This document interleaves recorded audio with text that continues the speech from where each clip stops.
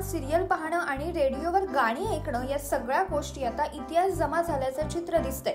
सध्या एंटरटेनमेंटसाठी रील्स पाहिल्या जातात। लहान मुलांपासून ते तरुण वयोवृद्ध देखील मोबाईलवर स्क्रोलिंग करताना दिसतात। रील्सच्या नादात आभासी दुनियेत रमण्याचा कल आता दिवसेंदिवस वाढत चाललाय।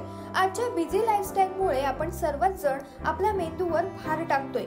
या स्थितीला अनेकदा ब्रेन रॉट असं म्हटलं जातं। अलीकडेच ऑक्सफर्डने ब्रेन रॉटला वर्ड ऑफ द इयर म्हणून घोषित केलंय। ही स्थिती अशी आहे ज्यामध्ये मेंदूची काम करण्याची क्षमताच कमी होते।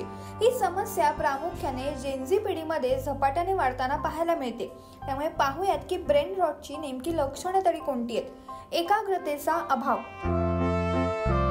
स्मरणशक्ती कमी होणं, चिंता आणि तणाव, निद्रानाश,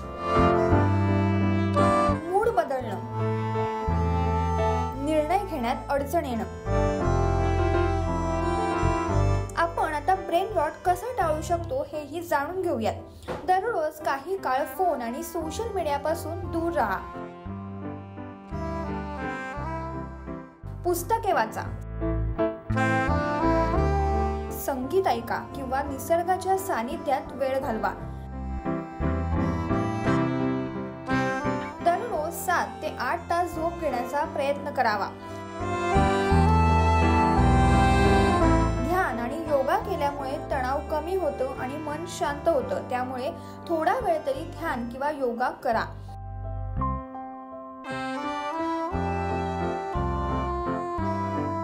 दररोज 30 मिनिटे व्यायाम करा।